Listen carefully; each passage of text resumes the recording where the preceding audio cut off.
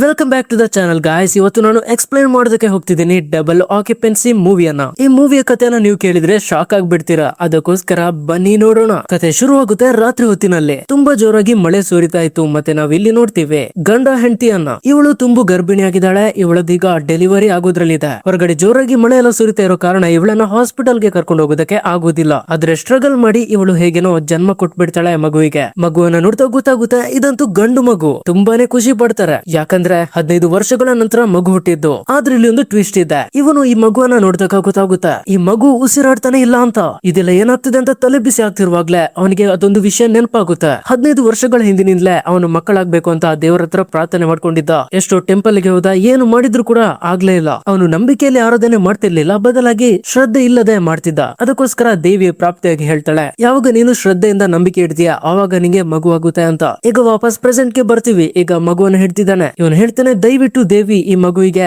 ವಾಪಸ್ ಜನ್ಮ ಕೊಡು ಅಂತ. ಅದೇ ಟೈಮ್ಗೆ ಮೇಲಿನಿಂದ ದಿವ್ಯ ಶಕ್ತಿ ಬರ್ತಾ ಇದೆ. ಅದರ ಕಾರಣದಿಂದ ಮಗು ಈಗ ಜೋರಾಗಿ ಕೂಗ್ತಾ ಇದೆ. ಮತ್ತೆ ಅದಕ್ಕೆ ವಾಪಸ್ ಜೀವ ಬಂದಿದೆ. ಮಗುವೇನೋ ಸರಿ ಇದೆ, ಆದ್ರೆ ಇಲ್ಲಿ ಒಂದು ವಿಚಿತ್ರ ಕೇಸ್ ಆಗಿದೆ. ಅದೇನಂದ್ರೆ ಈ ಮಗು 12 ಗಂಟೆ ಹುಡುಗ, 12 ಗಂಟೆ ಹುಡುಗಿ ಆಗುತ್ತೆ. ಬೇಸಿಕಲಿ ಬೆಳಿಗ್ಗೆ 6 ಗಂಟೆಯಿಂದ ಸಂಜೆ 6 ಗಂಟೆ ತನಕ ಹುಡುಗಿ ಆಗುತ್ತೆ. ಸಂಜೆ 6 ಗಂಟೆಯಿಂದ ಬೆಳಿಗ್ಗೆ 6 ಗಂಟೆ ತನಕ ಹುಡುಗ ಆಗುತ್ತೆ. ದಿನ ಕಳಿತು ಹೋದಾಗ್ಲೇ ಇವರಿಗೆ ಈ ಚಮತ್ಕಾರದ ಬಗ್ಗೆ ಗೊತ್ತಾಗ್ಬಿಡುತ್ತೆ. ಸೊ ಇದಂತೂ ತುಂಬಾನೇ ವಿಚಿತ್ರ ಅನ್ಸುತ್ತೆ. ಆದ್ರೂ ಕೂಡ ಅವರಂತೂ ಪೋಷಕರು, ಅವರಿಗೆ ಅಂತೂ ಇದ್ರ ಮೇಲೆ ಕಾಳಜಿ ಇರ್ಲೇಬೇಕು. ಒಂದು ದಿನ ಆಲೋಚನೆ ಮಾಡ್ತಾರೆ ಏನಂತ ಈ ಮಗುಗೆ ಹೆಸರಿಡೋದು ಅಂತ. ಸೊ ಡಿಸೈಡ್ ಮಾಡ್ತಾರೆ ರಜನಿ ಅಂತ ಹೆಸರಿಡೋದಕ್ಕೆ. ಯಾಕಂದ್ರೆ ಇಬ್ರು ಕೂಡ ರಜನಿಕಾಂತ್ ಫ್ಯಾನ್ ಕೂಡ ಆಗಿದ್ರು. ಮತ್ತೆ ರಜನಿ ಅನ್ನೋ ಹೆಸರು ಸಾಮಾನ್ಯವಾಗಿ ಹುಡುಗರು ಬಳಸ್ತಾರೆ, ಹುಡುಗಿಯರು ಬಳಸ್ತಾರೆ. ಸೊ ಇದೆಲ್ಲ ಆದ್ಮೇಲೆ ಆಲೋಚನೆ ಮಾಡ್ತಾರೆ ಇದೊಂದು ವಿಶೇಷ ಮಗು. ಇದನ್ನು ಯಾರಾದ್ರೂ ನೋಡಿದ್ರೆ ಎಲ್ಲರೂ ಹೆದರ್ಕೊಳ್ತಾರೆ. ಎಸ್ಪೆಷಲಿ ಅಕ್ಕಪಕ್ಕದ ಮನೆಯವರು ಏನಾದ್ರೂ ಒಂದು ಕಿರಿಕಿರಿ ಮಾಡಬಹುದು. ಹಾಗಾಗಿ ಮೊದಲನೇದಾಗಿ ನಾವು ಊರು ಬಿಡ್ಬೇಕು ಅಂತ ಹೇಳ್ತಾನೆ. ಹೀಗೆ ಅವರು ತುಂಬಾ ದೂರದ ಒಂದು ಹಳ್ಳಿ ಕೊಡೈಕ್ನಾಲ್ ಅನ್ನೋ ಜಾಗಕ್ಕೆ ಹೋಗ್ತಾರೆ. ಹೀಗೆ ಕಂಪ್ಲೀಟ್ ಜೀವನವನ್ನ ಅಲ್ಲಿ ಕಳೀತಾರೆ. ಹಾಗೇನೆ ನಾವು ನೋಡ್ತೀವಿ ಬೆಳಿಗ್ಗೆಯ ಜೀವನವನ್ನ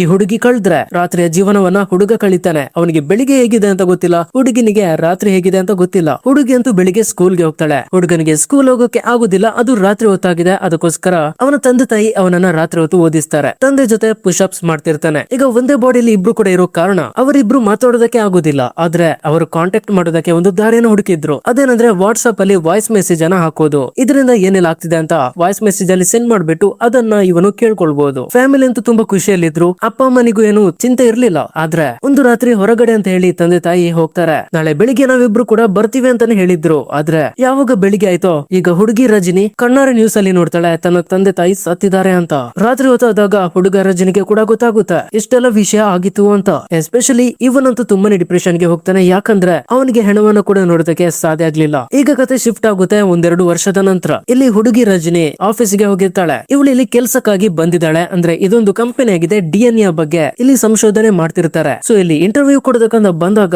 ಇಲ್ಲಿ ಕಾರ್ತಿಕ್ ಅನ್ನೊಬ್ಬ ವ್ಯಕ್ತಿ ಕಾಣ್ತಾನೆ. ಇವನೊಂಥರ ಫನ್ನಿ ಕ್ಯಾರೆಕ್ಟರ್. ಯಾವುದೇ ಹುಡುಗಿ ಇರ್ಲಿ ಅವನು ಫ್ಲರ್ಟ್ ಮಾಡೋದಕ್ಕೆ ನೋಡ್ತಾನೆ. ಆದ್ರೆ ಕೊನೆಗಂತೂ ಯಾವ ಹುಡುಗಿನೋ ನನ್ನ ಮೂಸಲ್ಲ ಗುರು. ಅವನಿಗೆ ರಜನಿಯನ್ನ ನೋಡಿ ಕ್ರಶ್ ಆಗ್ಬಿಡುತ್ತೆ. ಹಾಗೆ ಹೇಳ್ತಾನೆ, ಮ್ಯಾಮ್ ನನ್ ಜೊತೆ ನೀವು ಒಂದು ಕಾಫಿ ಕುಡಿತೀರಾ ಅಂತ. ಅಲ್ಲಿ ಕೂತಿದಂತ ಎಂಪ್ಲಾಯೀಸ್ ಗಳಿಗೆ ಕೂಡ ಗೊತ್ತಿದೆ ಅವಳು ಇವನನ್ನ ರಿಜೆಕ್ಟ್ ಮಾಡ್ತಾಳೆ ಅಂತ. ಅಂಡ್ ಅದೇ ಆಗಿದ್ದು ಕೂಡ. ರಜನಿ ಹೇಳ್ತಾಳೆ, ಇವತ್ತು ನನಗೆ ಇಂಟರ್ವ್ಯೂ ಇದೆ, ಹಾಗಾಗಿ ನಂಗೆ ಕಾಫಿ ಕುಡಿಯೋದಕ್ಕೆ ಟೈಮ್ ಇಲ್ಲ ಅಂತ. ಅಲ್ಲಿಂದ ರಜನಿ ಮೀಟ್ ಆಗ್ತಾಳೆ ಇಲ್ಲಿನ ಬಾಸ್ ಅನ್ನ. ಇವನ ಹೆಸರು ರಾಮ್ಲಿಂಗಂ ಅಂತ. ಇವನು ಮನುಷ್ಯರ DNA ಬಗ್ಗೆ ತುಂಬಾನೇ ಕ್ವಶನ್ ಕೇಳ್ತಾನೆ. ಆದ್ರೆ ರಜನಿಗೆ ಎಲ್ಲಾ ಉತ್ತರ ಕೂಡ ಗೊತ್ತಿದೆ. ಹೀಗಾಗಿ ಇಂಟರ್ವ್ಯೂ ಅಲ್ಲಿ ಪಾಸ್ ಆದ್ಲು, ಜಾಬ್ ಅಲ್ಲಿ ಇಟ್ಕೊಳ್ತಾನೆ. ಮತ್ತೆ ಅಲ್ಲಿಂದ ಮನೆಗೆ ಹೋಗ್ತಾಳೆ. ಮನೆಗೆ ಹೋಗಿ ಮೊಬೈಲ್ ಅಲ್ಲಿ ರೆಕಾರ್ಡ್ ಮಾಡ್ತಾಳೆ. ಈಗ ಸದ್ಯದಲ್ಲೇ ನಮ್ಮ ಬಾಡಿ ಸ್ವ್ಯಾಪ್ ಆಗೋದ್ರಲ್ಲಿದೆ. ಹಾಗಾಗಿ ರಜನಿ ಕೇಳಿಸ್ಕೊ, ನಂಗೆ ಒಂದು ಜಾಬ್ ಸಿಕ್ಕಿದೆ ಅಂತ ಹೇಳ್ತಾಳೆ. ಸೊ ಈಗ 6 ಗಂಟೆ ಆಗುತ್ತೆ. So DNA change. ಈಗ ಇದು ಹುಡುಗ ರಜನಿ ಈ ವಿಷಯವನ್ನ ಕೇಳ್ಕೊಳ್ತಾನೆ. ಅಂದ್ರೆ ಅವಳಿಗೆ ಕೆಲಸ ಸಿಕ್ಕಿದೆ ಅಂತ. ಇದನ್ನ ಕೇಳಿಸ್ಕೊಂಡು ಈಗ ಈ ಹುಡುಗ ರಜನಿ ಹೇಳ್ತಾನೆ, ಅವಳಿಗೆ ಕೆಲಸ ಸಿಕ್ಕಿದೆ ಅಂದ್ರೆ ಏನು, ನಂಗೆ ಕೂಡ ಸಿಕ್ಕಿದೆ ಅಂತ. ಅಂಡ್ ನಮ್ಗೆ ಗೊತ್ತಾಗುತ್ತೆ ಇವನೊಂದು ಬಾರ್ ಶಾಪ್ ಅಲ್ಲಿ ಕೆಲಸ ಮಾಡ್ತಿದ್ದಾನೆ ಅಂತ. ಅವನು ತುಂಬಾ ಚೆನ್ನಾಗಿ ಕೆಲಸ ಮಾಡ್ತಿದ್ದ.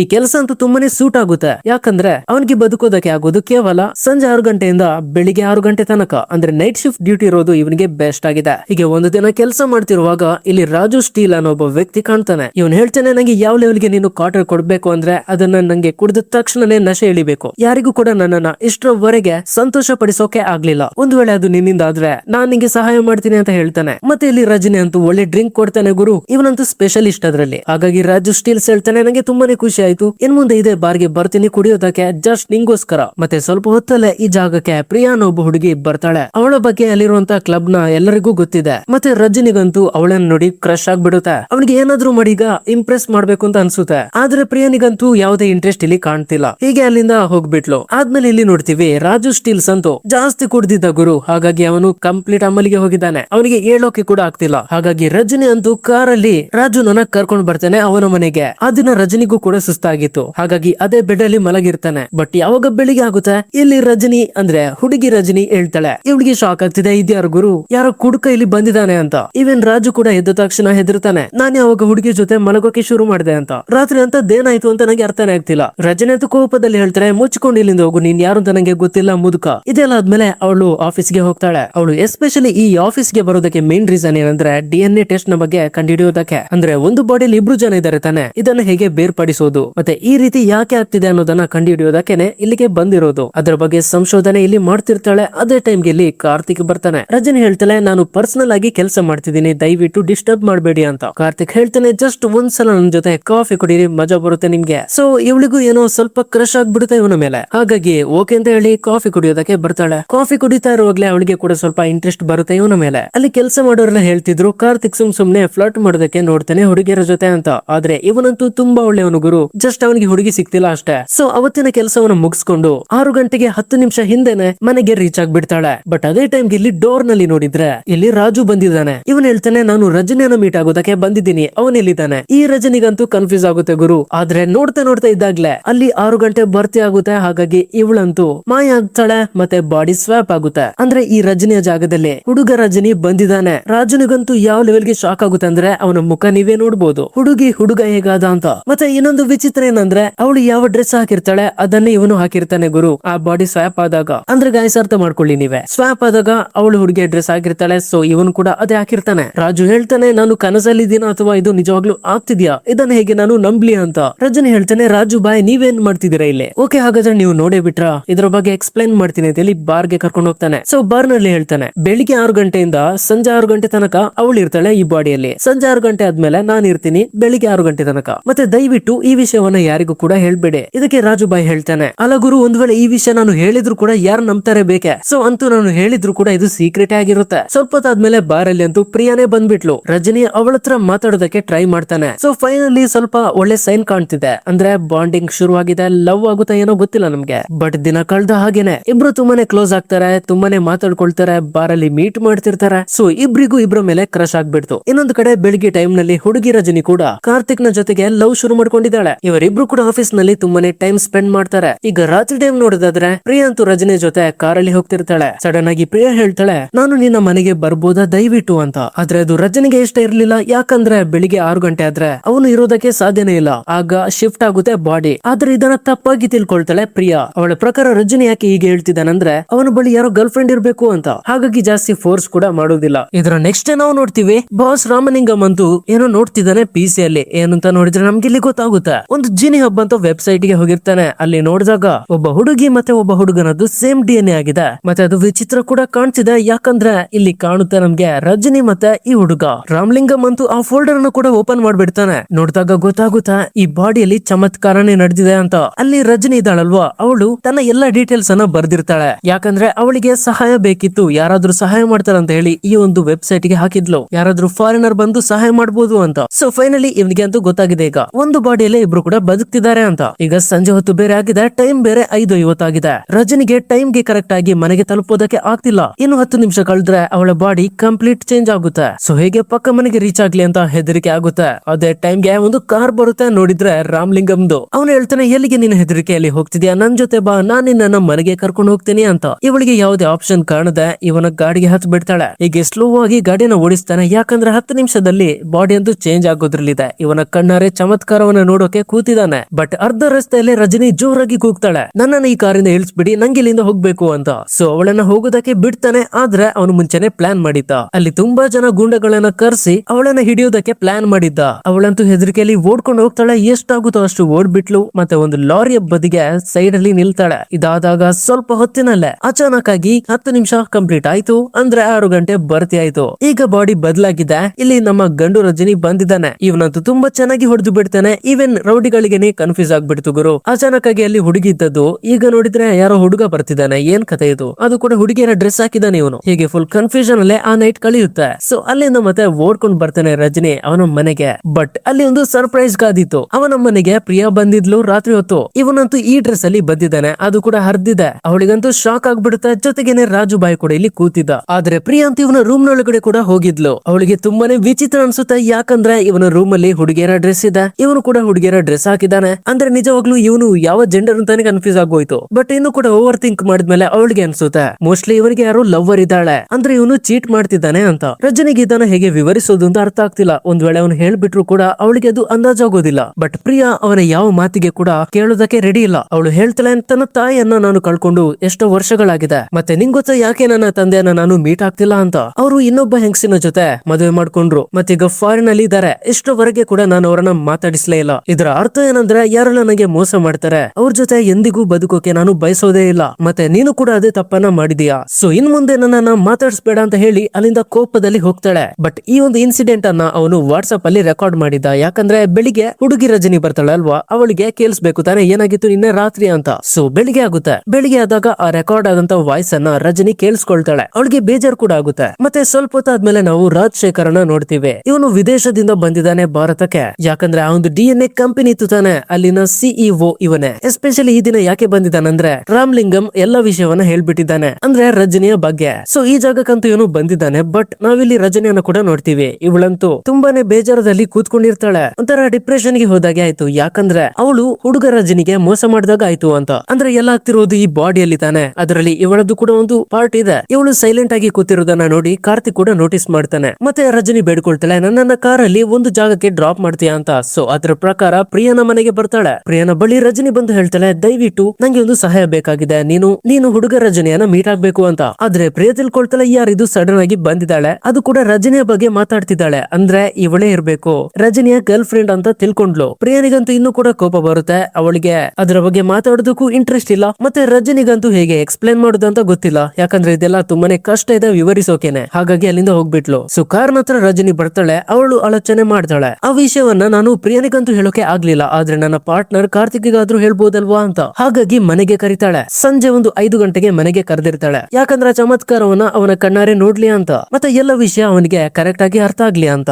ಬಟ್ ಇವರು ಮಾತಾಡ್ತಾ ಸ್ವಲ್ಪ ರೊಮ್ಯಾಂಟಿಕ್ ಆದ್ರು, ಮತ್ತೆ ಕಿಸ್ ಕೊಡೋದಕ್ಕಂತ ಕೂಡ ಹೋಗ್ತಾರೆ. ಬಟ್ ಕಾರ್ತಿಕ್ನದಿಷ್ಟು ಬ್ಯಾಡ್ ಲಕ್ ಇದೆ ಅಂದ್ರೆ ಆಗನೇ ಕರೆಕ್ಟ್ ಆಗಿ 6 ಗಂಟೆ ಆಗುತ್ತೆ. ಅಂದ್ರೆ ಅವನು ಕಿಸ್ ಕೊಟ್ಟದು ಹುಡುಗ ರಜನಿಗೆ. ಕಾರ್ತಿಕ್ನೆ ಅಂತೂ ಹುಚ್ಚಿಡಿಯುತ್ತೆ, ಗುರು ನಾನು ಹುಡುಗನಿಗೆ ಕಿಸ್ ಕೊಡ್ತಿದ್ದೀನ, ನಾನು ಗೇ ಅಲ್ಲ ಅಂತ. ಮತ್ತೆ ಅದಂತೂ ರಜನಿ ಅಡ್ರೆಸ್ ಆಗಿದೆ. ಕಾರ್ತಿಕ್ನ ಕಣ್ಣಾರೆ ನಂಬೋದಕ್ಕೆ ಆಗ್ತಿಲ್ಲ, ಏನ್ ನಡೀತಿದೆ ಗುರು ಇಲ್ಲಿ ಅಂತ. ಆಗ ಹುಡುಗ ರಜನಿ ಕೂಡ ಹೇಳ್ತಾನೆ, ಹಾಗಾದ್ರೆ ನೀನು ಕೂಡ ಇದನ್ನ ನೋಡೇ ಬಿಟ್ಟಿಯಾ ಅಂತ. ಮತ್ತೆ ಅದೇ ಟೈಮ್ಗೆ ನಮ್ಮ ರಾಜು ಸ್ಟೀಲ್ಸ್ ರಾಜು ಬಾಯ್ ಬರ್ತಾನೆ. ಅವನು ಕೂಡ ಎಕ್ಸ್ಪ್ಲೇನ್ ಮಾಡ್ತಾನೆ ಕಾರ್ತಿಕ್ಗೆ, ಹಾಗಾದ್ರೆ ನೀನು ಕೂಡ ನೋಡ್ಬಿಟ್ಟಿಯಾ ಈ ಚಮತ್ಕಾರವನ್ನ. ನಂದು ಕೂಡ ಇದೇ ರಿಯಾಕ್ಷನ್ ಆಗಿತ್ತು ಫಸ್ಟ್ ಟೈಮ್ ನೋಡಿದಾಗ, ಆದ್ರೆ ನಂಬಲೇಬೇಕು ಗುರು, ಇದೇ ನಿಜ ಅಂತ. ಮತ್ತೆ ಸ್ವಲ್ಪ ಹೊತ್ತಾದಾಗ ಅಲ್ಲಿಂದ ಕಾರ್ತಿಕ್ ಹೋಗ್ತಾನೆ. ಇದೇ ಟೈಮ್ಗೆ ರಾಜು ಬಾಯ್ ಹೇಳ್ತಾರೆ, ಅಲ್ಲ ಗುರು, ಆ ಹುಡುಗಿ ರಜನಿಯ ಬಗ್ಗೆ ಇವನಿಗೆ ಗೊತ್ತಾಗಿದೆ, ಆದ್ರೆ ನಿನ್ನ ಪಾರ್ಟ್ನರ್ಗೆ ನಿನ್ನ ಬಗ್ಗೆ ಗೊತ್ತಾಗೋದು ಬೇಡ್ವಾ? ಇಷ್ಟೆಲ್ಲ ಮಾತಾಡ್ತಿರುವಾಗ ಈ ಹುಡುಗ ರಜನಿ ಇದಾನಲ್ವಾ, ಇವನು ಹೇಳ್ತಾನೆ, ನಂಗೆ ಆ ಹುಡುಗಿ ರಜನಿಯಿಂದ ತುಂಬಾನೇ ತೊಂದರೆ ಆಗ್ತಿತ್ತು. ತುಂಬಾ ವರ್ಷಗಳ ಹಿಂದೆ ನನ್ನ ತಂದೆ ತಾಯನ್ನ ನಾನು ಕಳ್ಕೊಂಡಿದ್ದೆ ತಾನೆ. ಆ ಟೈಮಲ್ಲಿ ಸಂಜೆ ಹೊತ್ತಿನಲ್ಲಿ ಅವರು ಹೊರಡಿದ್ರು, ಮತ್ತೆ ನಾನು ಅದನ್ನ ನೋಡಿದ್ದೆ. ಆ ದಿನ ಅವರು ಸತ್ತಿದ್ದಾರೆ ಅಂತ ಸುದ್ದಿ ಸಿಕ್ಕಿತ್ತು, ಆದ್ರೆ ಅವರ ಹೆಣಗಳನ್ನ ಸಮೇತ ನಂಗೆ ನೋಡೋದಕ್ಕೆ ಆಗ್ಲಿಲ್ಲ. ಮತ್ತೆ ಒಂದ್ ವೇಳೆ ಬೆಳಿಗ್ಗೆ ಕೂಡ ನಾನು ಬಾಡಿಯಲ್ಲಿ ಇರ್ತಿದ್ರೆ ಅವರ ಮುಖವನ್ನಾದ್ರೂ ನೋಡ್ಬೋದಿತ್ತು ಅಂತ ನಂಗೆ ಒಂದು ಆಸೆ ಇತ್ತು. ಮತ್ತೆ ಇದಕ್ಕೆಲ್ಲ ಕಾರಣ ಆ ಹುಡುಗಿ ರಜನಿನೇ. ಬೆಳಿಗ್ಗೆ ಹೊತ್ತು ಅವನಿಗೆ ನೋಡೋದಕ್ಕೆ ಸಾಧ್ಯ ಆಗ್ಲಿಲ್ಲ, ಅದಕ್ಕೋಸ್ಕರ ಅವನಿಗೆ ಈಗ ಕೂಡ ಬೇಜಾರಿದೆ. ಇದಕ್ಕೆ ರಾಜುಬಾಯಿ ಹೇಳ್ತಾನೆ, ಅದೆಲ್ಲ ಓಕೆ, ಆದ್ರೆ ನೀನು ಸದ್ಯಕ್ಕೆ ಈಗ ಪ್ರಿಯನ ಬಗ್ಗೆ ಕಾನ್ಸಂಟ್ರೇಟ್ ಮಾಡು. ಅವಳಿಗೆ ತಪ್ಪು ಕಲ್ಪನೆ ಆಗಿದೆ, ಹಾಗಾಗಿ ನೀನೇ ಏನಾದ್ರೂ ಮಾಡ್ಬೇಕಾಗುತ್ತೆ. ಅದರ ಪ್ರಕಾರನೇ ಅವನು ಮೀಟ್ ಆಗೋದಕ್ಕಂತ ಪ್ರಿಯನ ಮನೆಗೆ ಹೋಗ್ತಾನೆ. ಅವಳಂತೂ ನಶೆಯಲ್ಲಿದ್ಲು. ಅವಳು ಉಲ್ಟಾ ಸೀದಾ ಏನೇನೋ ಮಾತಾಡ್ಬಿಡ್ತಾಳೆ. ಮತ್ತೆ ಹೆಚ್ಚಾಗಿ ನಶೆಯಲ್ಲಿ ಕುಡ್ದಿರೋದ್ರಿಂದ ಅವಳು ಬಿದ್ದು ಬಿಡ್ತಾಳೆ. ಅವನು ಪ್ರಿಯನ ಎತ್ಕೊಂಡು ಸೀದಾ ಹೊರಗಡೆ ಹೋಗ್ತಾನೆ. ಆದ್ರೆ ಪ್ರಿಯನ ಗೆಳೆಯರೆಲ್ಲ ತಡಿತಾರೆ, ನೀನೇನ್ ಮಾಡ್ತಿದ್ದೆ ಇಲ್ಲಿ, ಅವಳಿಗೆ ಮೋಸ ಮಾಡಿ ಇನ್ನೂ ಕೂಡ ನಿಂಗೆ ತೃಪ್ತಿ ಆಗ್ಲಿಲ್ವಾ ಅಂತ. ಬಟ್ ಇವನು ಸ್ಪೀಡ್ ಆಗಿ ಹೋಗಿ ಹಾಸ್ಪಿಟಲ್ಗೆ ಕರ್ಕೊಂಡು ಹೋಗೋದಕ್ಕೆ ಹೆಲ್ಪ್ ಮಾಡ್ತಾನೆ. ಆದ್ರೆ ಅವಳ ಗೆಳೆಯರಂತೂ ಹುಚ್ಚರ ರೀತಿ ಕಂಪ್ಲೇಂಟ್ ಕೊಡ್ತಿರ್ತಾರೆ. ಗುರು, ಈ ಹಾಸ್ಪಿಟಲ್ ಹೊರಗಡೆನೆ ನಮ್ಗೆ ಕಾರ್ತಿಕ್ ಕೂಡ ಕಾಣ್ತಾನೆ. ಇವನದಂತೂ ತಲೆಯಲ್ಲಿ ಬ್ಯಾಂಡೇಜ್ ಕೂಡ ಆಗಿದೆ. ಯಾಕಂದ್ರೆ ಆ ದಿನ ಅವನು ಆ ಚಮತ್ಕಾರವನ್ನ ಕಣ್ಣರೆ ನೋಡ್ದ ತಾನೆ. ಅವನಿಗೆ ಡ್ರೈವಿಂಗ್ ಮಾಡೋದಕ್ಕೆ ಕೂಡ ಫೋಕಸ್ ಆಗ್ಲಿಲ್ಲ, ಅವನು ಬರೀ ಅದರದೇ ಆಲೋಚನೆಯಲ್ಲಿದ್ದ. ಹಾಗಾಗಿ ದಾರಿ ಸರಿ ನೋಡದೆ ಗುದ್ಬಿಟ್ಟು ಆಕ್ಸಿಡೆಂಟ್ ಆಗ್ಬಿಟ್ಟಿದೆ. ಸೊ ಇಲ್ಲಿ ರಜನಿ ವಾಪಸ್ ಆ ಕಥೆಯನ್ನ ಹೇಳ್ಬಿಡ್ತಾನೆ. ಮತ್ತೆ ಈಗಂತೂ ಹೊತ್ತು 6 ಗಂಟೆ ಬೆಳಿಗ್ಗೆ ಆಗುದ್ರಲ್ಲಿದೆ, ಅದಕ್ಕೋಸ್ಕರ ಬೇಗ ಮನೆಗೆ ಹೋಗಿ ಇವನನ್ನ ಕೂಡ ಕರ್ಕೊಂಡ್ ಬಂದು, ಈಗ ಒಂದು 10 ನಿಮಿಷ ನಿಲ್ಲು, ಈಗ ನಿಂಗೆ ಎಲ್ಲ ಕೂಡ ಕತೆ ಗೊತ್ತಾಗುತ್ತೆ, ನಿನ್ನ ರಜನಿ ವಾಪಸ್ ಸಿಗ್ತಾಳೆ ಅಂತ ಹೇಳ್ತಾನೆ. ಮತ್ತೆ 6 ಗಂಟೆ ಬರ್ತಿ ಆದಾಗ ರಜನಿ ಹುಡುಗನಿಂದ ಹುಡುಗಿ ಆಗ್ಬಿಟ್ಟ. ಸೊ ಕಾರ್ತಿಕ್ ಅಂತೂ ತುಂಬಾನೇ ಶಾಕ್ ಆಗ್ತಾನೆ. ಮತ್ತೆ ಈಗಂತೂ ಅವನಿಗೆ ಕಂಪ್ಲೀಟ್ ಅರ್ಥ ಆಯ್ತು ಸ್ಟೋರಿ. ಮತ್ತೆ ಅವನಿಗೆ ಅದಷ್ಟು ಕೇರ್ ಕೂಡ ಆಗೋದಿಲ್ಲ, ಯಾಕಂದ್ರೆ ಅವನು ರಜನಿಯನ್ನ ತುಂಬಾನೇ ಲವ್ ಮಾಡ್ತಾನೆ. ಮತ್ತೆ ಇಬ್ರಿಗೂ ಕೂಡ ತುಂಬಾನೇ ಖುಷಿ ಆಗುತ್ತೆ, ಅವಳಿಗೂ ತುಂಬಾನೇ ಇಷ್ಟ ಇದ್ದಾನೆ ಇವನು. ಆದ್ರೆ ಅವನು ಕಿಸ್ ಕೊಡೋದಕ್ಕಂತ ಹೋದಾಗ ಇವಳಿಗೆ ಜೋರಾಗಿ ಹೊಟ್ಟೆ ನೋವಾಗುತ್ತೆ. ಮತ್ತೆ ಗೊತ್ತಾಗುತ್ತೆ ಅವಳಿಗೆ ಪೀರಿಯಡ್ಸ್ ಆಗಿದೆ ಅಂತ, ಅದು ಕೂಡ ಈ ಸಮಯದಲ್ಲೇ. ಇದಕ್ಕೆ ಕಾರಣ ಏನಂದ್ರೆ ಒಂದೇ ಬಾಡಿಯಲ್ಲಿ 2 ಜನ ಇರೋದ್ರಿಂದ ಇವಳದ್ದು ಎಲ್ಲ ಟೈಮಿಂಗ್ಸ್ ಚೇಂಜ್ ಆಗಿದೆ. ಸೊ ಆ ದಿನ ಕೂಡ ಮುಗಿತಾ ಬಂತು, ಸಂಜೆ 6 ಗಂಟೆ ಆಗೋದ್ರಲ್ಲಿದೆ. ಬಟ್ ಈ ಸಲ ಅಂತೂ ಇವಳ ಬಾಡಿ ಚೇಂಜ್ ಆಗ್ತಿಲ್ಲ ಹುಡುಗನಾಗೆ. ಅವಳಿಗಂತೂ ತುಂಬಾನೇ ಶಾಕ್ ಆಗುತ್ತಾ, ಏನಾಗ್ತಿದೆ ನಿಜವಾಗ್ಲೂ ಈಗ. ಇದು ಫಸ್ಟ್ ಟೈಮ್ ಆಗ್ತಿರೋದು 6 ಗಂಟೆ ಆದ್ಮೇಲೆ ಬಾಡಿ ಸ್ವ್ಯಾಪ್ ಆಗದೆ ಇರೋದು. ಸೊ ತುಂಬಾ ಹೆದರಿಕೆ ಆಗುತ್ತೆ, ಅವನನ್ನ ಕಳ್ಕೊಳ್ಬೇಕಾಗುತ್ತಾ ಅಂತ ಅನ್ಸ್ಬಿಡುತ್ತೆ. ಅದಕ್ಕೋಸ್ಕರ ಇಮಿಡಿಯೇಟ್ ಆಗಿ ಕಾರ್ತಿಕನ ಕರ್ಸಿ ಕೇಳ್ತಾಳೆ. ಇಲ್ಲಿ ಕಾರ್ತಿಕ್ ಹೇಳ್ತಾನೆ, ಇದು ಐ ಥಿಂಕ್ ತುಂಬಾನೇ ಸ್ಪೆಷಲ್ ಅನ್ಸುತ್ತೆ, ಆದ್ರೆ ಇದಕ್ಕೆ ಪಕ್ಕ ಏನಾದ್ರೂ ಪರಿಹಾರ ಸಿಗ್ಬೋದು. ಆದ್ರೆ ಅದಕ್ಕಿಂತ ಮುಂಚೆ ನೀನು ಇಂದಿನವರೆಗೂ ಯಾವತ್ತೂ ಕೂಡ ರಾತ್ರಿ ಹೇಗಿರುತ್ತೆ ಅಂತ ನೋಡ್ಲೇ ಇಲ್ಲ ತಾನೆ, ನಿನ್ನ ಕಣ್ಣಾರೆಯಲ್ಲಿ ನೋಡ್ಬಿಡು ಅಂತ ಹೇಳ್ತಾನೆ. ಅಂದ್ರೆ ಗೈಸ್ ಫಸ್ಟ್ ಟೈಮ್ ಇವಳು ರಾತ್ರಿಯನ್ನ ನೋಡ್ತಿರೋದು, ಆ ನಕ್ಷತ್ರಗಳನ್ನ ಎಲ್ಲವನ್ನ ಕೂಡ ಮತ್ತೆ ನೈಟ್ ಪಾರ್ಟ್ ಗೆ ಕೂಡ ಕರ್ಕೊಂಡು ಹೋಗ್ತಾನೆ. ಬಟ್ ಅಚಾನಕ್ ಆಗಿ ನಾವು ನೋಡ್ತೀವಿ, ಆ ರಾತ್ರಿ ಅವಳು ಮಲಗಿದಾಗ ಅವಳಿಗೆ ಒಂದು ಕೆಟ್ಟ ಕನಸು ಬೀಳುತ್ತೆ. ಅದರಿಂದ ಸಡನ್ ಆಗಿ ರಜನಿ, ಈಗ ಹುಡುಗ ರಜನಿ ಬಂದಿದ್ದಾನೆ, ಅವನು ಬಾಡಿಗೆ ಬಂದ ತಕ್ಷಣ ನೆನಪಾಗುತ್ತೆ ಪ್ರಿಯಾ ಹುಷಾರಿರ್ಲಿಲ್ಲ ಅಂತ, ಅವಳು ಹಾಸ್ಪಿಟಲ್ ಅಲ್ಲಿ ಇದ್ಲು ಅಂತ. ಅವನು ಪ್ರಿಯನನ್ನ ಮೀಟ್ ಆಗಿ ಕಂಪ್ಲೀಟ್ ಹೇಳ್ತಾನೆ, ಗುರು ಇದ್ದ ಎಲ್ಲ ರಹಸ್ಯವನ್ನು ಕೂಡ ಹೇಳ್ಬಿಟ್ಟ. ಅವಳಿಗೆ ಅಫ್ಕೋರ್ಸ್ ಅರ್ಥ ಆಗೋದಿಲ್ಲ, ಏನು ಹುಚ್ಚರ ರೀತಿ ಮಾತಾಡ್ತಿದ್ದಾನೆ ಅಂತ ತಿಳ್ಕೊಂಡ್ಲು. ಬಟ್ 6 ಗಂಟೆಗೆ 1 ನಿಮಿಷ ಟೈಮ್ ಇತ್ತು, ಆದ್ರೆ ಅವನಿಗೆ ಕೂಡ ಕೆಟ್ಟ ಕನಸು ಬಿದ್ದಿತ್ತು. ಅದೇ ಕಾರಣಕ್ಕೋಸ್ಕರ 6 ಗಂಟೆ ಆಗಿದ್ರು ಕೂಡ ಹುಡುಗಿಯ ಬಾಡಿ ಬರ್ತಿಲ್ಲ. ಹಾಗಾಗಿ ಅವಳ ಕಣ್ಣಿದ್ರಲ್ಲಿ ಪ್ರೂವ್ ಮಾಡೋದಕ್ಕೆ ಆಗ್ಲಿಲ್ಲ. ಇದೆಲ್ಲಾದ್ಮೇಲೆ ಮೂಲೆಗೆ ಹೋಗ್ತಾನೆ, ಅಲ್ಲಿಗೆ ಸಡನ್ ಆಗಿ ಹಾರ್ಟ್ ಅಟ್ಯಾಕ್ ಆದಾಗೆ ಅನ್ಸುತ್ತೆ. ಅಂಡ್ ಸಡನ್ ಆಗಿ ಹುಡುಗಿ ರಜನಿ ಆಗ್ಬಿಟ್ಲು. ಅವನು ಆ ಹೊತ್ತಿಗೆ ಹಾಕಿದಂತ ಪ್ಯಾಂಟ್ಸ್ ಎಲ್ಲ ಅನ್ಕಂಫರ್ಟೇಬಲ್ ಇದ್ದ ಕಾರಣಕ್ಕೋಸ್ಕರ ಇಮಿಡಿಯೇಟ್ ಆಗಿ ಸಹಾಯಕ್ಕೋಸ್ಕರ ಕಾರ್ತಿಕನ ಕರಿತಾಳೆ. ಆದ್ರೆ ಕಾರ್ತಿಕ್ ಇಲ್ಲಿಗೆ ಬಂದಾಗ ಇದಂತೂ ಹುಡುಗ ರಜನಿ ಆಗ್ಬಿಟ್ಟ. ಮುಂಚೆ 6 ಗಂಟೆಗೊಮ್ಮೆ ಆಗ್ತಿತ್ತು, ಆದ್ರೆ ಈಗಂತೂ ಏನೇನೋ ಆಗ್ತಿದೆ. ಇದಾದ್ಮೇಲೆ ಪ್ರಿಯನನ್ನು ಮೀಟ್ ಆಗೋದಕ್ಕಂತ ಓಡ್ತಾ ಹೋಗ್ತಾನೆ. ಆದ್ರೆ ಟೆರೆಸ್ ಅಲ್ಲಿ ಇದ್ದ ಕಾಲು ಜಾರಿಯಲ್ಲಿ ನೀರಿಗೆ ಬೀಳ್ತಾನೆ. ಆದ್ರೆ ನೀರಿಗೆ ಬಿದ್ದ ತಕ್ಷಣ ಅವನು ಹುಡುಗಿ ಆಗ್ತಾನೆ. ಸೊ ಪ್ರಿಯನ ಕಣ್ಣಿದ್ರಲ್ಲೇ ಇದೆಲ್ಲವನ್ನ ನೋಡ್ತಾಳೆ. ಹಾಗಾಗಿ ಇಲ್ಲಿ ಹುಡುಗಿ ರಜನಿ ಹೇಳ್ತಾಳೆ, ನನ್ನ ಒಳಗಡೆ ಇನ್ನೊಂದು ಬಾಡಿ ಕೂಡ ಇದೆ, ಮತ್ತೆ ನೀನು ಲವ್ ಮಾಡ್ತಿರೋದು ಹುಡುಗ ರಜನಿಯನ್ನ.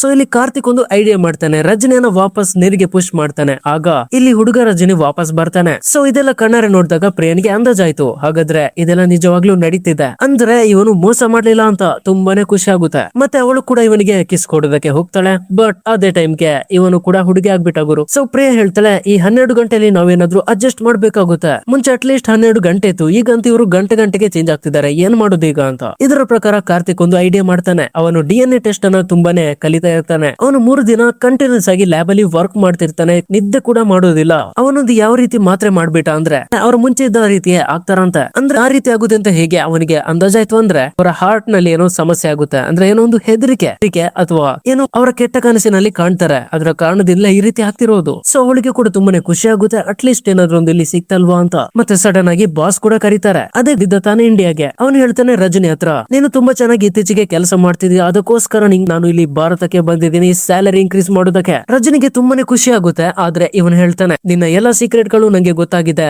ನಂಗೆ ನೀವು ಸಹಾಯ ಮಾಡ್ಬೇಕು, ನಾನೊಂದು ರಿಸರ್ಚ್ ಮಾಡ್ತಿದ್ದೀನಿ, ಇದೊಂದು ತುಂಬಾನೇ ಇಂಪಾರ್ಟೆಂಟ್ ಆಗಿರುವ DNA ರಿಸರ್ಚ್ ಆಗಿದೆ, ಅದಕ್ಕೋಸ್ಕರ ಎಷ್ಟು ಕಂಪನಿಗಳನ್ನೆಲ್ಲ ಕಾಂಟ್ಯಾಕ್ಟ್ ಮಾಡಿದ್ದೀನಿ, ಅವರಿಗೆ ಹೇಳಿದೀನಿ ಕೂಡ ಲೈವ್ ಅಲ್ಲಿ ನಿಮ್ಗೆ ಇದನ್ನ ತೋರಿಸ್ತೀನಿ ಅಂತ. ಯಾಕಂದ್ರೆ ಇದೊಂದು ಮಿರಾಕಲ್, ಹಾಗಾಗಿ ನಿನ್ನ DNA ಅನ್ನ ಟೆಸ್ಟ್ ಮಾಡಿಸ್ಲೇಬೇಕು, ಅದಕ್ಕೋಸ್ಕರ ನೀನು ಬೇಕು. ಇದರಿಂದ ನಾನು ಎಷ್ಟು ಲಕ್ಷ ಕೋಟಿಗಳನ್ನ ಸಂಪಾದನೆ ಮಾಡಬಹುದು, ಅದಕ್ಕೋಸ್ಕರ ನೀನು ಅಗತ್ಯ ಇದೆ. ಮತ್ತೆ ಗಾಯ್ಸ್ ಅಲ್ಲಿ ಒಂದು ಫ್ಲಾಶ್ ಬ್ಯಾಕ್ ಅನ್ನ ನೋಡ್ತೀವಿ. ಯಾವಾಗ ಈ ಮಗು ಹುಟ್ಟಿತೋ ಆ ಟೈಮ್ ಅಲ್ಲಿ ಒಂದು ಹಾಸ್ಪಿಟಲ್ ಗೆ ಬಂದಿದ್ರು, ಮತ್ತೆ ಆ ಹಾಸ್ಪಿಟಲ್ ಅಲ್ಲಿ ಮೇನ್ ಡಾಕ್ಟರ್ ಆಗಿ ಈ ವ್ಯಕ್ತಿ ಇದ್ದದ್ದು. ಆದ್ರೆ ಆ ದಿನ ರಾಜಶೇಖರ್ ಈ ಬಾಡಿಯನ್ನ ಗಮನಿಸಿದಾಗ ಗೊತ್ತಾಯ್ತು, ಸಂಜೆ 6 ಗಂಟೆ ಆದ ತಕ್ಷಣನೇ ಹೆಣ್ಣಿನ ಬಾಡಿ ಗಂಡಾಗಿ ಬದಲಾಯ್ತು. ಆ ದಿನ ನೀವು ಆಲೋಚನೆ ಕೂಡ ಮಾಡಿದ್ದ ಇದ್ರ ಬಗ್ಗೆ ನಾನು ಎಕ್ಸ್ಪೆರಿಮೆಂಟ್ ಮಾಡ್ಬೇಕು ಅಂತ, ಮತ್ತೆ ರೆಡಿ ಕೂಡ ಇದ್ದ. ಆ ಟೈಮ್ ಅಲ್ಲೇ ತಂದೆ ತಾಯಿ ಆ ಮಗುವನ್ನ ಕರ್ಕೊಂಡು ಹೋಗಿ ಎಲ್ಲೋ ಎಸ್ಕೇಪ್ ಆಗಿದ್ರಂತೆ. ಯಾಕಂದ್ರೆ ಅವ್ರಿಗೆ ಅನ್ಸೋಕೆ ಶುರು ಆಯ್ತು ಈ ಮಗು ಇಲ್ಲಿದ್ರೆ ಸೇಫ್ ಇಲ್ಲ ಅಂತ.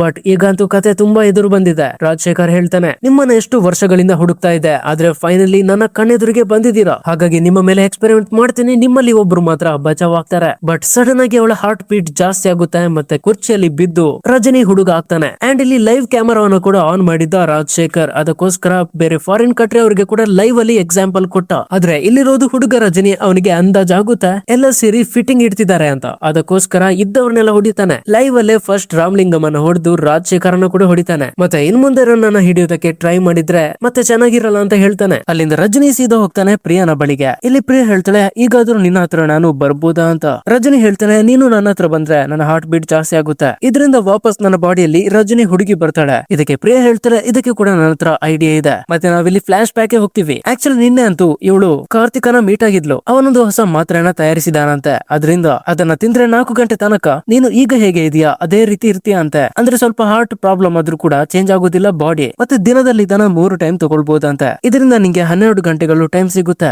ಇದ್ರ ಪ್ರಕಾರ 12 ಗಂಟೆ ಈ ಬಾಡಿಯನ್ನ ಚೇಂಜ್ ಮಾಡದೆ ಕ್ಯಾಪ್ಸೂಲ್ ಅನ್ನ ತಿಂದ್ಬಿಡ್ತಾನೆ. ಮತ್ತೆ ಸುತ್ತಾಡೋಕೆ ಕರ್ಕೊಂಡು ಹೋಗ್ತಾಳೆ ತನ್ನ ಫ್ರೆಂಡ್ ನ ಮನೆಗೆ ಎಲ್ಲ. ಬಟ್ ಅವಳಿಗೆ ಗೊತ್ತಾಗುತ್ತೆ ತನ್ನ ಫ್ರೆಂಡ್ ನ ಮನೆಯಲ್ಲಿ ಅವಳ ಫ್ರೆಂಡ್ ನ ತಂದೆ ತಾಯಿ ಸತ್ತಿದ್ದಾರೆ ಇರ್ತಾರಂತೆ. ಹಾಗಾಗಿ ಅವಳಿಗೆ ಬೇಜಾರಾಗುತ್ತೆ. ಆದ್ರೂ ಕೂಡ ಸಮಾಧಾನ ಮಾಡೋದಕ್ಕಂತ ಮನೆಗೆ ಬಂದಿದ್ಲು. ಬಟ್ ದೂರದಲ್ಲಿ ರಜನಿ ಕೂಡ ನೋಡ್ತಾನೆ. ಅವನಿಗೆ ಫ್ಲಾಶ್ ಬ್ಯಾಕ್ ಆಗುತ್ತೆ. ಅದೊಂದು ದಿನ ಕೂಡ ರಜನಿಯ ಈ ಬಾಡಿಯಲ್ಲಿ ಆ ಹುಡುಗ ಇರದೇ ಇರಬಹುದು. ಆದ್ರೆ ಆ ಹುಡುಗಿ ರಜನಿ ತನ್ನ ತಂದೆ ತಾಯಿಯನ್ನ ಕಳ್ಕೊಂಡಾಗ ಇದ್ಲು. ಅಂದ್ರೆ ಬೆಳಗಿನ ಟೈಮ್ ಅದಾಗಿತ್ತು. ತಂದೆ ತಾಯಿಯ ಡೆಡ್ ಬಾಡಿ ಸಿಕ್ಕಿದಾಗ ಆ ಡೆಡ್ ಬಾಡಿಯನ್ನು ಹೊತ್ತಿಸುವಂತ ಎಲ್ಲಾ ಕಾರ್ಯಕ್ರಮವನ್ನ ಒಬ್ಳೆ ಮಾಡಿದ್ಲು. ಈ ಹುಡುಗಿಯ ಮುಖಾಂತರ ಇವನಿಗೆ ಗೊತ್ತಾಗುತ್ತೆ ಇಷ್ಟೆಲ್ಲ ಸ್ಟ್ರಗಲ್ ಮಾಡಿದ್ಲ ನನ್ನ ಇನ್ನೊಂದು ಬಾಡಿ ಅಂತ. ಅವಳು ಇಷ್ಟೆಲ್ಲ ಸಹಾಯ ಮಾಡಿದ್ಲು, ಇಷ್ಟೆಲ್ಲ ಕೊರಗ್ತಾ ಇದ್ಲು. ಆದ್ರೆ ನಾನು ಅವಳನ್ನ ತುಂಬಾನೇ ದೂರ್ತಾ ಇದ್ದೆ. ಎಲ್ಲ ನಿನ್ನ ಕಾರಣ ಅಂತ ಬೈತಿದ್ದೆ. ಸೊ ತುಂಬಾನೇ ಕೂಕೊಂಡು ಇಲ್ಲಿ ಈ ಹುಡುಗಿಗೆ ಧೈರ್ಯ ತುಂಬತಾನೆ. ಮತ್ತೆ ಹುಡುಗಿಗೆ ಯಾರು ಕೂಡ ಸಂಬಂಧದವರಿಲ್ಲ. ಹಾಗಾಗಿ ನಾನು ಇಲ್ಲಿ ಬೆಂಕಿ ಹೊತ್ತಿಸ್ತೀನಿ ಅಂತ ಹೇಳಿ ಅಣ್ಣನ ಸ್ಥಾನದಲ್ಲಿ ನಿಂತು ಬೆಂಕಿಯನ್ನು ಹೊತ್ತಿಸ್ತಾನೆ. ಹೀಗೆ ಫುಲ್ ಇಮೋಷನಲ್ ಆಗಿ ತನ್ನ ಎಲ್ಲಾ ವಿಷಯವನ್ನು ಕೂಡ ಪ್ರಿಯಾನಿಗೆ ಹೇಳ್ತಾನೆ. ಮತ್ತೆ ಪ್ರಿಯಾನಿಗೂ ಕೂಡ ತುಂಬಾನೇ ಲವ್ ಆಗ್ಬಿಡುತ್ತೆ ಇವನ ಮೇಲೆ. ಅಂಡ್ ಪ್ರಾಮಿಸ್ ಕೂಡ ಮಾಡ್ತಾಳೆ, ನಾನಿನ್ನಂತೂ ಯಾವತ್ತೂ ಬಿಟ್ಟು ಹೋಗೋದಿಲ್ಲ ಅಂತ. ಇದೆಲ್ಲ ಆದ್ಮೇಲೆ ನೆಕ್ಸ್ಟ್ ಡೇ ನಾವು ನೋಡ್ತೀವಿ ಇಲ್ಲಿ ರಜನಿ ಈಗ ಹುಡುಗಿ ಆಗಿದ್ದಾಳೆ ವಾಪಸ್ಸು. ಮತ್ತೆ ಹುಡುಗಿ ಆದಾಗ ಕಾರ್ತಿಕ್ ಕೂಡ ಅದೇ ಮಾತ್ರನ ಈ ಹುಡುಗಿ ಕೊಡ್ತಾಳೆ. ಸೊ ಬಾಡಿ ಚೇಂಜ್ ಆಗೋದು ಬೇಡ ಅಂತ. ಹಾಗೇನೆ ನಾವು ನೋಡ್ತೀವಿ ಆ ದಿನ ರಜನಿ ಅದು ಬರ್ತ್ಡೇ ಆಗಿತ್ತು. ಹಾಗಾಗಿ ಅವನ ಒಂದು ಜಾಗಕ್ಕೆ ಕರ್ಕೊಂಡು ಹೋಗಿರ್ತಾನೆ. ರಾತ್ರಿಯಲ್ಲಿ ಅವಳಿಗೆ ಸ್ವರ್ಗವನ್ನೇ ತೋರಿಸ್ತಾನೆ. ಹೀಗೆ ತುಂಬಾನೇ ಹ್ಯಾಪಿ ಆಗಿದ್ರು. ಆದ್ರೆ ಹೀಗೆ ರಾತ್ರಿ ಹೊತ್ತು ಹೋಗ್ತಾ ಇದ್ರು. ನೋಡಿದಾಗ ಅದು ರಾಮ್ಲಿಂಗಂ ಆಗಿದ್ದಾನೆ. ಹಾಗಾಗಿ ಅವನು ಮತ್ತೆ ಅವನ ಗ್ಯಾಂಗ್ ಸೇರಿ ರಜನಿ ಮತ್ತೆ ಕಾರ್ತಿಕನ ಕಿಡ್ನಾಪ್ ಮಾಡ್ಬಿಡ್ತಾರೆ. ಅಂಡ್ ಹಾಗೇನೆ ನಮ್ಗೆ ಇನ್ನೊಂದು ವಿಷಯ ಕೂಡ ಗೊತ್ತಾಗುತ್ತೆ. ಅಲ್ಲಿಗೆ ರಾಜಶೇಖರ್ ಕೂಡ ಬಂದಿದ್ದ ಅಂತ. ಇಲ್ಲಿ ರಾಜಶೇಖರ್ ಹೇಳ್ತಾನೆ, ನಂಗಂತೂ ಗೊತ್ತಿದೆ ನೀನು ಆ ಮಾತ್ರೆನ ನುಂಗಿದ್ಯಾ ಅಂತ. ಹಾಗಾಗಿ ನೆಕ್ಸ್ಟ್ 12 ಗಂಟೆಗಳ ತನಕ ನಿನ್ನ ಬಾಡಿಯಿಂದ ಗಂಡು ರಜನಿ ಬರೋದಿಲ್ಲ. ಸೊ ನೀನಂತೂ ಇಲ್ಲಿ ಸಿಕ್ಕಾಕೊಂಡಿರ್ತೀಯ. ಬಟ್ ಇದನ್ನ ಕ್ಲಿಯರ್ ಆಗಿ ಕೇಳ್ಕೊಳ್ತಿದ್ದು ಮತ್ತೆ ಒಂದು ಫ್ಲಾಶ್ ಬ್ಯಾಕ್ ಅನ್ನು ಕೂಡ ನೋಡ್ತೀವಿ. ಅದೊಂದು ದಿನ ರಜನಿಗೆ ವಾಯ್ಸ್ ಮೆಸೇಜ್ ಅಲ್ಲಿ ಗಂಡು ರಜನಿ ಹೇಳಿರ್ತಾನೆ, ಒಂದ್ ವೇಳೆ ನೀನೊಂದು ಕೆಟ್ಟ ಸಿಚುವೇಶನ್ ಅಲ್ಲಿ ಸಿಕ್ಕಾಕೊಂಡಿದ್ರೆ ನಿನ್ಗೋಸ್ಕರ ನಾನು ಬರ್ತೀನಿ, ನೀನು ದಯವಿಟ್ಟು 2 ನಿಮಿಷಕ್ಕೆ ನಿನ್ನ ಉಸಿರಾಟವನ್ನ ನಿಲ್ಸ್ಬೇಕು ಅಂತ. ಅಂದ್ರೆ ನಿಜವಾಗಿ ಇವರದ್ದು ಕನೆಕ್ಷನ್ ಇರೋದು ಯಾವುದೇ ಕ್ಯಾಪ್ಸೂಲ್ಸ್ ಗಳಿಂದ ಮಾತ್ರೆಗಳಿಂದ ಅಲ್ಲ, ಬದಲಾಗಿ ಅವರ ಹೃದಯದಿಂದ. ಸೊ ಇಲ್ಲಿ ನೋಡಬಹುದು ಇವಳನ್ನ ಕಟ್ಟಿ ಹಾಕಿದ್ದಾರೆ. ಬಟ್ ಸಡನ್ ಆಗಿ ಉಸಿರಾಟವನ್ನ 2 ನಿಮಿಷ ನಿಲ್ಸಿದಾಗ ಇವಳ ಬಾಡಿಯಲ್ಲಿ ಸಡನ್ ಆಗಿ ಚೇಂಜಸ್ ಕಾಣುತ್ತೆ. ಮತ್ತೆ ಗಂಡು ರಜನಿ ಬರ್ತಾನೆ. ಮತ್ತೆ ಅವನಂತೂ ತುಂಬಾನೇ ಸ್ಟ್ರಾಂಗ್ ಇದ್ದ, ನಿಮ್ಗೆ ಗೊತ್ತಿರೋ ಹಾಗೆ. ಅವನಂತೂ ಎದ್ದವ್ರನ್ನೆಲ್ಲ ಹೊಡೆದಾಕ್ ಬಿಡ್ತಾನೆ. ರಾಜಶೇಖರ್ ಅಂತೂ ರಿಯಾಕ್ಷನ್ ನೀವೇ ನೋಡ್ಬೋದು ಗುರು. ಆದ್ರೆ ಎಷ್ಟು ಜನ ಅಂತ ಇವನು ಹೊಡಿಬಹುದು, ಇಲ್ಲಿ ಅಂತೂ ಪೂರ್ತಿ ಗ್ಯಾಂಗ್ ಇದೆ. ಬಟ್ ಅದೇ ಟೈಮ್ಗೆ ನಮ್ಗೆ ಗೊತ್ತಾಗುತ್ತೆ ಇಲ್ಲಿ ಸಡನ್ ಆಗಿ ಒಂದು ಕಾಲ್ ಬರುತ್ತೆ. ಕಾಲ್ ನೋಡಿದ್ರೆ ರಾಜುಬಾಯಿ ಅನ್ನೋದು. ಇಲ್ಲಿ ರಜನಿಯನ್ನ ಎಲ್ಲರೂ ಹಿಡ್ದಿದ್ದಾರೆ. ಬಟ್ ಕಾಲ್ ಅಂತೂ ಬಂದಿದೆ ತಾನೆ, ಇದನ್ನ ಪಿಕ್ ಮಾಡೋಣ ಅಂತ ಹೇಳಿ ರಾಜಶೇಖರ್ ಕಾಲ್ ಅನ್ನ ಹಿಡ್ಕೊಂಡಿದ್ದಾನೆ. ಕೊನೆಯ ಇಚ್ಛೆ ಏನಾದ್ರು ಇದ್ರೆ ಇವನ ಹತ್ರ ಮಾತಾಡ್ಲಿ ಅಂತ. ಬಟ್ ಕಾಲ್ ಅಲ್ಲಿ ಹೇಳ್ತಾನೆ, ರಾಜುಬಾಯ್ ನೀವೇನ್ ತಿಳ್ಕೊಂಡ್ರೆ ಇಷ್ಟು ಸುಲಭದಲ್ಲಿ ಫೈಟ್ ಮುಗಿಯುತ್ತೆ ಅಂತಾನ. ನಾನು ಅಷ್ಟು ಸಮಯದಿಂದ ಹೇಳ್ತಿದ್ದೆ ತಾನೆ ರಾಜು ಸ್ಟೀಲ್ಸ್ ಅಂತ. ಮತ್ತೆ ನನ್ನ ಸಾಮಾನ್ಯ ಮನುಷ್ಯ ಅಂತ ನೀನು ತಿಳ್ಕೊಂಡಿದ್ದೆ. ಆಕ್ಚುಲಿ ನಿಜವಾಗ್ಲೂ ನನ್ನದೊಂದು ಕಂಪನಿ ಇದೆ, ಅದೇ ರಾಜು ಸ್ಟೀಲ್ಸ್. ಮತ್ತೆ ನನ್ನ ಹತ್ರ ಗ್ಯಾಂಗ್ ಇದೆ ಅಂತ ಹೇಳ್ತಾನೆ. ಮತ್ತೆ ನಿಮ್ಮ ಕಣ್ಣಿದ್ರಲ್ಲೇ ಅವರು ಅಷ್ಟು ಹೊತ್ತು ಇದ್ರು ಅಂತ ಕೂಡ ಹೇಳ್ತಾನೆ ಗುರು. ಸೊ ಇಲ್ಲಿ ಕ್ಲಿಯರ್ ಆಗುತ್ತೆ ಈ ಜಾಗಕ್ಕೆ ಮುಂಚೆನೆ ಪ್ರೀ ಪ್ಲಾನ್ಡ್ ಆಗಿ ಇವನು ಅವನ ಗ್ಯಾಂಗ್ ಅನ್ನ ಕಳಿಸಿದ್ದ. ರಾಜು ಸ್ಟೀಲ್ ನ ಗುಂಪಿನವರೆಲ್ಲ ಬಂದು ಫಸ್ಟ್ ರಜನಿಗೆ ಹೆಲ್ಪ್ ಮಾಡ್ತಾರೆ. ಮತ್ತೆ ಜೋರಾಗಿ ಫೈಟ್ ನಡೆಯುತ್ತೆ. ಎಲ್ರು ಕೂಡ ಪುಡಿ ಮಾಡಾಕ್ಬಿಟ್ಟಿದ್ದಾರೆ. ಇನ್ನಂತೂ ರಜನಿಗೂ ಕೂಡ ಫೈಟ್ ಮಾಡ್ಬೇಕು ಅಂತ ಇಲ್ಲ, ಯಾಕಂದ್ರೆ ರಾಜು ಸ್ಟೀಲ್ಸ್ ನವರು ಎಲ್ಲರನ್ನ ಕೊಂದಾಕ್ಬಿಡ್ತಾರೆ. ಇಷ್ಟರಲ್ಲೇ ಪಕ್ಕ ರಜನಿ ಕಾಲ್ ಅನ್ನ ತೆಗೆದು ಪ್ರಿಯಾನಿಗೆ ಕಾಲ್ ಮಾಡ್ತಾನೆ, ಜಸ್ಟ್ ಸ್ವಲ್ಪ ವೈಟ್ ಮಾಡು ನಾನು ಬರ್ತೀನಿ ಅಂತ. ಅದೇ ಟೈಮ್ಗೆ ರಾಜಶೇಖರ್ ಬಂದ. ಮತ್ತೆ ಒಂದು ಚಾಕು ಅನ್ನ ಚುಚ್ಚಿ ಬಿಡ್ತಾನೆ, ಅದು ಕೂಡ ಅವನ ಹೃದಯದಲ್ಲಿ. ಹಾಗಾಗಿ ಅವನಿಗೆ ದೊಡ್ಡ ಇಂಜುರಿಯೇ ಆಗಿದೆ. ಆದ್ರೆ ಬದಿಯಲ್ಲೇ ನೋಡ್ತೀವಿ ಒಂದು ಎಲೆಕ್ಟ್ರಿಸಿಟಿಯ ಶಾರ್ಟ್ ಕಟ್ ಕೂಡ ಆಗಿದೆ. ಅವನ ಅದನ್ನ ಹೇಳ್ಕೊಳ್ತಾನೆ, ಯಾಕಂದ್ರೆ ಇಲ್ಲಿ ಹುಡುಗ ರಜನಿ ಇದ್ದದು ಹುಡುಗಿ ರಜನಿ ಆಗಿ ಕನ್ವರ್ಟ್ ಆಗ್ಲಿ ಅಂತ. ಸೊ ಹೀಗೆ ಇಲ್ಲಿ ಹುಡುಗಿ ರಜನಿ ಆಗ್ತಾಳೆ. ಮತ್ತೆ ಇವಳಂತೂ ಮತ್ತೆ ತಪ್ಪಿಯಲ್ಲಿ ಬಿದ್ದಿದ್ದಾಳೆ. ಈ ಜಾಗಕ್ಕೆ ಕಾರ್ತಿಕ್ ಮತ್ತೆ ಪ್ರಿಯಾ ಬಂದಿದ್ರು. ಹಾಗೆ ಸೀದಾ ಹಾಸ್ಪಿಟಲ್ ಗೆ ಕರ್ಕೊಂಡು ಹೋಗ್ತಾರೆ. ಹಾಸ್ಪಿಟಲ್ ಅಲ್ಲಿ ಡಾಕ್ಟರ್ ಹೇಳ್ತಾರೆ, ಚಾಕು ಹಾರ್ಟ್ ನ ಒಳಗಡೆ ಹೋಗಿರೋ ಕಾರಣ ಈಗ ಸಿಚುವೇಶನ್ ತುಂಬಾನೇ ಕೆಟ್ಟೋಗಿದೆ. ಸೊ ಯಾವ ಟೈಮ್ಗೆ ಬೇಕಾದ್ರೂ ಹಾರ್ಟ್ ನಿಲ್ಬಹುದು. ಹಾಗಾಗಿ ನಾವು ಹೃದಯವನ್ನ ಚೇಂಜ್ ಮಾಡ್ಬೇಕು ಅಂತ ಕೂಡ ಹೇಳ್ತಾಳೆ. ಆದ್ರೆ ನಿಮ್ಗೆ ಗೊತ್ತಿದೆ ಹೃದಯವನ್ನ ಟ್ರಾನ್ಸ್ಪ್ಲಾಂಟ್ ಮಾಡ್ಬೇಕಂದ್ರೆ ಎಷ್ಟು ಹಣ ಸುರಿಬೇಕಾಗುತ್ತೆ ಅಂತ. ಅದಕ್ಕೋಸ್ಕರ ಪ್ರಿಯನಿಗೆ ಯಾವುದೇ ದಾರಿ ಕಾಣದೆ ಫೈನಲ್ ಆಗಿ ಫಸ್ಟ್ ಟೈಮ್ ತನ್ನ ಫಾರಿನ್ ಅಲ್ಲಿರೋ ತಂದೆಗೆ ಕಾಲ್ ಮಾಡ್ತಾಳೆ. ಅವಳು ಯಾವತ್ತಿಗೂ ಸಹಾಯ ಕೇಳಲಿಲ್ಲ ತಂದೆಯಿಂದ. ಅವಳು ತುಂಬಾನೇ ಹೇಟ್ ಮಾಡ್ತಿದ್ಲು, ಯಾಕಂದ್ರೆ ಅವಳ ತಂದೆ USA ಅಲ್ಲಿ ಸೆಟ್ಲ್ ಆಗಿದ್ದ ಬೇರೆ ಯಾರೋ ಹೆಂಗಸನ ಮದುವೆಯಾಗಿ. ಹೀಗೆ ಎಷ್ಟೋ $1,000,000 ಗಳನ್ನ ತಗೊಂಡು ಫೈನಲಿ ಟ್ರೀಟ್ಮೆಂಟ್ ಮಾಡಿಸ್ತಾಳೆ. ಮತ್ತೆ ಈ ರೀತಿ ಮಾಡಿದ್ರಿಂದ ರಜನಿಯ ಜೀವ ಉಳಿತು. ಇಲ್ಲಿ ಕಾರ್ತಿಕ್ ಅವಳನ್ನ ಮೀಟ್ ಮಾಡೋದಕ್ಕೆ ಹೋಗ್ತಾನೆ. ಮತ್ತೆ ರಜನಿಗೆ ಕೂಡ ಗೊತ್ತಾಗುತ್ತೆ ಅವಳಂತೂ 3-4 ದಿನಗಳಿಂದ ಹಾಸ್ಪಿಟಲ್ ಅಲ್ಲಿ ಇದ್ದಾಳೆ ಅಂತ. ಮತ್ತೆ ಇನ್ನೊಂದು ಶಾಕಿಂಗ್ ನ್ಯೂಸ್ ಏನಂದ್ರೆ ಅವಳು 3 ತಿಂಗಳಲ್ಲಿ ಒಮ್ಮೆ ಕೂಡ ಹುಡುಗಾಗಿ ಕನ್ವರ್ಟ್ ಆಗ್ಲಿಲ್ಲ ಅಂತ. ಹೀಗಾಗಿ ಇಲ್ಲಿ ರಜನಿಗೆ ಕೂಡ ಬೇಜಾರಾಗುತ್ತೆ, ಪ್ರಿಯಾನಿಗೂ ಬೇಜಾರಾಗುತ್ತೆ. ಹೀಗೆ ತಿಂಗಳುಗಳು ಕಳೆಯುತ್ತವೆ. ಹಾಗಾದ್ರೆ ನಮ್ಗೆ ಪರ್ಮನೆಂಟ್ ಆಗಿ ರಜನಿಯನ್ನ ಮೀಟ್ ಆಗೋದಕ್ಕೆ ಆಗುದಿಲ್ವಾ ಅಂತ ಅನ್ಸುತ್ತೆ. ಈಚೆಯಿಂದ ಕಾರ್ತಿಕ್ಗೂ ಬೇಜಾರಾಗುತ್ತೆ. ಆದ್ರೂ ಕೂಡ ಇವರ ಸ್ವಲ್ಪ ಲವ್ ನಡೀತಿರುತ್ತೆ. ಕಾರ್ತಿಕ್ ಅಂತೂ ಹುಡುಗಿ ರಜನಿಯ ಜೊತೆ ಲವ್ ಮಾಡ್ತಿರ್ತಾನೆ. ಮತ್ತೆ ಮದುವೆ ಕೂಡ ಆಗುತ್ತೆ. ಮತ್ತೆ ಒಂದು ದಿನ ಮದುವೆ ಆದಾಗ ಅಲ್ಲಿಗೆ ಗೆಸ್ಟ್ ಆಗಿ ಪ್ರಿಯಾ ಕೂಡ ಬಂದಿರ್ತಾಳೆ. ಅವಳಿಗೆ ಈಗ ಕೂಡ ಆಸೆ ಇದೆ ಹೇಗಾದ್ರೂ ರಜನಿಯನ್ನ ಮೀಟ್ ಆಗ್ಬೇಕು ಅಂತ. ಆದ್ರೆ ಅದು ಆಗ್ತಿಲ್ಲ. ಅಟ್ ಲೀಸ್ಟ್ ರಜನಿ ಜೊತೆ ಇದ್ದಂತ ಇನ್ನೊಂದು ಬಾಡಿ ಆದ್ರೂ ಹ್ಯಾಪಿ ಆಗಿದಾರಲ್ಲ ಅಂತ ಖುಷಿ ಆಗಿದೆ. ಆದ್ರೆ 9 ತಿಂಗಳ ನಂತರ ನಾವು ನೋಡ್ತೀವಿ ಇವರಿಗೆ ಮಗು ಏನೋ ಆಗಿದೆ. ಆದ್ರೆ ಮಗು ನೋಡಿದ್ರೆ ಹೆಣ್ಣು ಮಗು. ಮತ್ತೆ ಅದಕ್ಕೆ ಹೆಸರು ಕಮಲ ಅಂತ ಇಡ್ತಾರೆ. ಆದ್ರೆ ಗಾಯ್ಸ್ ಇಲ್ಲೇ ಬರೋದು ಟ್ವಿಸ್ಟ್. ಯಾವಾಗ 6 ಗಂಟೆ ಆಗುತ್ತೆ ಆ ಹೆಣ್ಣು ಮಗು ಅಂತೂ ಗಂಡು ಮಗು ಆಗ್ಬಿಡುತ್ತೆ. ಸೊ ಇಲ್ಲಿ ನೋಡ್ಬೋದು ಕಮಲ ಅಂತ ಬರ್ತಿದ್ದದು ಹೋಗಿ ಕಮಲ್ ಅಂತ ಆಯ್ತು. ಇದನ್ನ ನೋಡಿ ಎಲ್ರಿಗೂ ಶಾಕ್ ಆಗ್ಬಿಡುತ್ತೆ. ಆಗ್ಬಿಡುತ್ತೆ. ಅಂದ್ರೆ ಏನೆಲ್ಲ ರಜನಿ ಜೊತೆ ಆಗಿತ್ತು ಅದೆಲ್ಲ ರಜನಿಯ ಮಗುವಿನ ಜೊತೆ ಆಗುತ್ತೆ. ಮತ್ತೆ ಇಲ್ಲಿಗೆನೆ ಈ ಕತೆ ಮುಗ್ದು ಬಿಡುತ್ತೆ. ಒಂಥರ ವಿಚಿತ್ರ ಎಂಡಿಂಗ್ ಆಯ್ತು. ಆದ್ರೂ ಕೂಡ ಮೋಸ್ಟ್ಲಿ ಇದ್ರದ್ದು ಪಾರ್ಟ್ 2 ಬರ್ಬೋದೋ ಏನೋ, ಅದಂತೂ ಸದ್ಯಕ್ಕೆ ಗೊತ್ತಿಲ್ಲ. ಸೊ ನಂಗಂತೂ ಈ ಸ್ಟೋರಿ ಇಷ್ಟ ಆಯ್ತು. ನಿಮ್ಗೆ ಹೇಗನ್ನಿಸ್ತು ಅಂತ ಕಮೆಂಟ್ ಮಾಡ್ಬಿಡಿ. ಹಾಗೇನೆ ಗೈಸ್ ದಯವಿಟ್ಟು ಎಲ್ಲರೂ ಸಬ್ಸ್ಕ್ರೈಬ್ ಮಾಡ್ಬೇಕು ನಮ್ಮ ಚಾನಲ್ಗೆ. ಮತ್ತೆ ವಿಡಿಯೋಗೂ ಕೂಡ ಒಂದು ಲೈಕ್ ಇರ್ಲಿ, ಯಾಕಂದ್ರೆ ಇದರಿಂದ ಬೇಗನೆ ನಾವು 500 ಸಬ್ಸ್ಕ್ರೈಬರ್ಸ್ ರೀಚ್ ಆಗ್ಬೋದು ಅಂತ. ಹಾಗಾಗಿ ದಯವಿಟ್ಟು ಒಂದು ಕಾಮೆಂಟ್ ಕೂಡ ಮಾಡಿ, ಇದರಿಂದ ನಮ್ಗೆ ರೀಚ್ ಕೂಡ ಸಿಗುತ್ತೆ. ಧನ್ಯವಾದಗಳು. ಮತ್ತೆ ಸಿಗೋಣ ಇನ್ನೊಂದು ರೋಚಕ ವಿಡಿಯೋ ಜೊತೆ. ಜೈ ಕರ್ನಾಟಕ ಮಾತೆ. ಪೀಸ್.